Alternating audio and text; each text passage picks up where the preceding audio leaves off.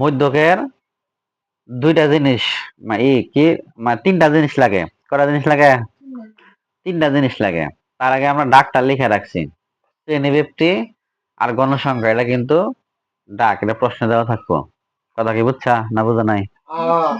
এটা প্রশ্নে দেওয়া থাকবো। শ্রেণীব্যাপ্তি আর গণসংখ্যা প্রশ্নে দেওয়া আছে। আমরা মধ্যক নির্ণয় করবো। কি নির্ণয় করবো? কি নির্ণয় করবো? মধ্যক নির্ণয় করবো। একটু খেয়াল করে মনোযোগ দাও। মধ্যকটা কিভাবে নির্ণয় করবো? তাহলে মধ্যক নির্ণয় করার জন্য তিনটা জিনিস লাগে। এই জিনিসটা কিন্তু মনোযোগ দিয়া মানে খেয়াল করা লাগবো, যে গড়ের জন্য কয়টা জিনিস লাগে, মধ্যকের জন্য কয়টা জিনিস লাগে। কথা কি ঠিক আছে? একইভাবে প্রচুরকের জন্য কয়টা জিনিস লাগে, এটা মুখস্থ রাখা লাগবো। তাহলে মধ্যকের জন্য তিনটা জিনিস লাগে, তিনটা আইটেম লাগে। একটা শ্রেণীব্যাপ্তি, গণসংখ্যাটা কি ক্রমযোজিত গণসংখ্যা। খেয়াল করছো কি? তাহলে তিনটা জিনিস লাগে, এই জন্য আমরা তিনটা ঘর কাটছি। কয়টা ঘর কাটছি? তিনটা ঘর কাটছি। কথা বুঝছা? তাহলে তিনটা ঘরের মধ্যে শ্রেণীব্যাপ্তি আর গণসংখ্যা, এই দুইটা ঘর প্রশ্নে দেওয়াই থাকবো। কি থাকবো? প্রশ্নে দেওয়া থাকবো বা অঙ্কের ডাকে দেওয়া থাকবো। এই শ্রেণীব্যাপ্তি আর গণসংখ্যা আমাদের আরেকটা ঘর নিজের, এটা মানে তৈরি করতে হবে। সেটা হলো কি? ক্রমযোজিত গণসংখ্যা। এই ঘরটা আমার নিজের বানাইতে হবে, ক্রমযোজিত গণসংখ্যা। খেয়াল করছো কি? তাহলে আমরা শ্রেণীব্যাপ্তি দেখে দেখে লিখবো, প্রশ্ন দেখে দেখে লিখবো, যা থাকবো তাই দেখে দেখে লিখবো। গণসংখ্যাও প্রশ্নে যা থাকবো তাই কি করবো? দেখে দেখে লিখবো। গণসংখ্যা কত কত আছে খেয়াল করি একটু। গণসংখ্যা কত কত আছে? 6, 10, 12, 20, 8, 4। তাহলে আমরা কিন্তু গণসংখ্যা দেখে দেখে কি লিখলাম। এই হলো গণসংখ্যার হিসাব। এরপরে আর কি আছে? ক্রমযোজিত গণসংখ্যা। একটু খেয়াল করি, এই জিনিসটা আমার নিজের বের করতে হবে। এই শ্রেণীব্যাপ্তি আর গণসংখ্যা তো আমরা দেখে দেখে লিখলাম, প্রশ্ন দেওয়া আছে। কিন্তু ক্রমযোজিত গণসংখ্যা এটা নিজের বের করতে হয়। এটা কিভাবে বের করতে হয় একটু খেয়াল করি। ক্রমযোজিত গণসংখ্যাটা কিভাবে বের করবো? ক্রমযোজিত গণসংখ্যা, গণসংখ্যা যা থাকবো, খেয়াল করবা সবাই, গণসংখ্যা যা থাকবো ওইটাই প্রথমে আমরা উপরে লিখি। 6 আছে না? 6 লিখলাম।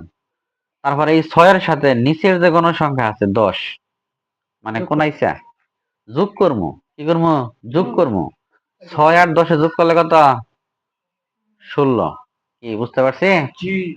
আবার এই 16-এর সাথে আবার তার নিচের যে গণসংখ্যা 12, এটা যোগ দিব।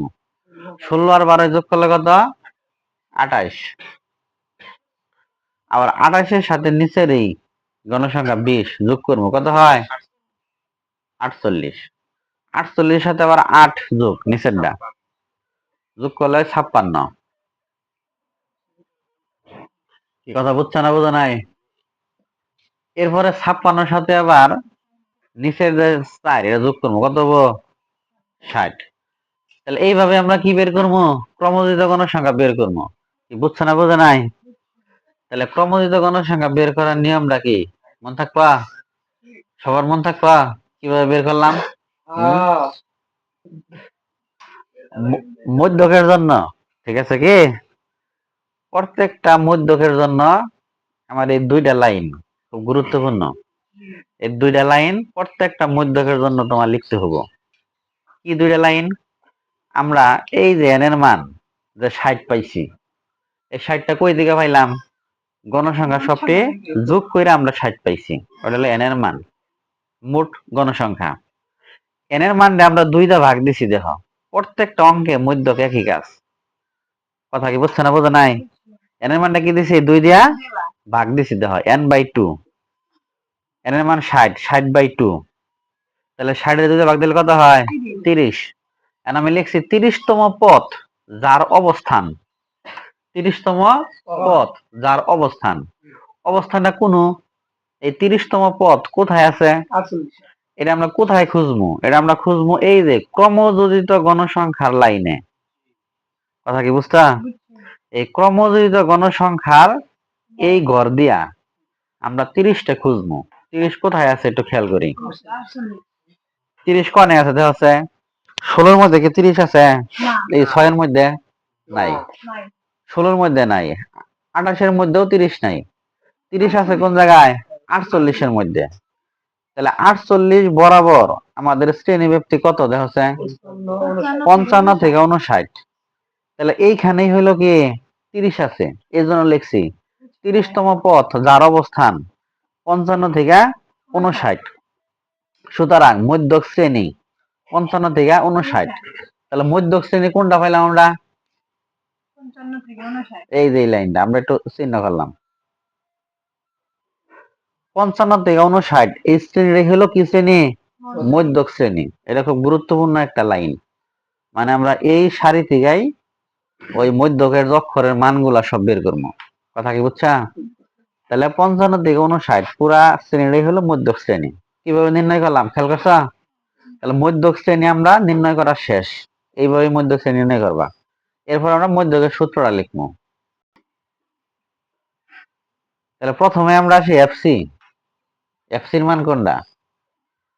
এফসির মান হলো মধ্যক শ্রেণীর, খেয়াল করি, মধ্যক শ্রেণীর পূর্ববর্তী ক্রমযুক্ত কোন সংখ্যা। কথা কি বুঝছা? এফসি কি বলছি? মধ্যক শ্রেণী যেটা, ওই মধ্যক শ্রেণীর পূর্ববর্তী, পূর্ববর্তী বোঝাস? মানে আগে আগে মধ্যক শ্রেণীর আগে বলতো উপরেরটা, উপরের যে ক্রমযুক্ত কোন সংখ্যাটা এফসি। ক্লিয়ার? এফসির মান ক্লিয়ার? এরপর আসে এফএম। এফএম এর মান হলো মধ্যক শ্রেণীর যে গণসংখ্যা থাকবো ওটা হলো এফএম। মধ্যক শ্রেণীর কি গণসংখ্যা, ওটা হলো এফএম। কথা বুঝছে না বোঝা নাই? এরপরে কি আছে আর? এইচ। এইচ কত? এইচ হলো শ্রেণী ব্যক্তি বা শ্রেণী ব্যবধান।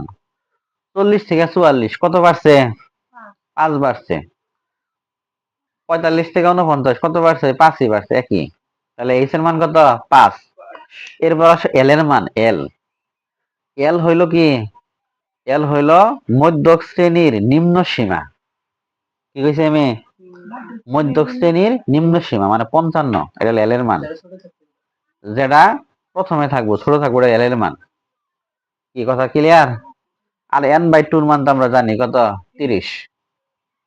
কি মানগুলা বুঝছা? তাহলে প্রত্যেকটা মান মধ্যকের এইভাবে বের করবা। ঠিক আছে কি?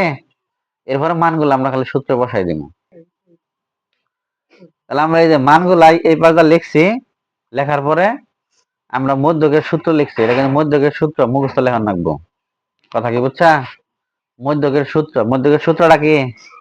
এল প্লাস n/2 মাইনাস এফসি গুণন এইচ বাই এফ এম সূত্র। এই সূত্রের মধ্যে প্রত্যেকটা অক্ষরের মান আমরা ডাইন পাশে লিখে রাখছি, এইভাবে লেখন লাগবো। এখানে লেখা সূত্রগুলোর মান লিখে রাখবা। পরে কি প্রত্যেকটা মান আমরা সূত্রের মধ্যে কি করছি? বসাইছি। দেখছা? এখন একটু বসাই হিসাব করি দেখি। 55টা যা আছে তাই যোগ 30 থেকে 28 বিয়োগ করলে বিয়োগফল কত হয়? 2 গুণন ওই যে 5/, কত আছে? 20। কি খেয়াল করছে কি? 5/20। এরপরে 55 যোগ, একটা কাজ করবা ক্যালকুলেটারে, আগে লেখবা 5, 5 ভাগ কত? 20, তার সাথে গুণ হবো কত? 2, মানে 5/20 ভাগফল যা হবো তার সাথে গুণ দিব কত? 2। কত হয় গুণ দিলে? 0.5। এখন আমরা যদি 55 সাথে যদি এটা যোগ দেই তাহলে যোগফল হবো কত? 55.5। কথা বুঝছা?